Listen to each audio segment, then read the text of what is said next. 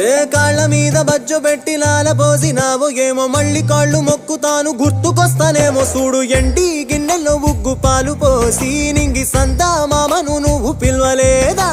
అవునో కాదంటే నువ్వు అడగవమ్మా మబ్బు సినుకై చెప్తాది నీకు ఎన్నెలమ్మా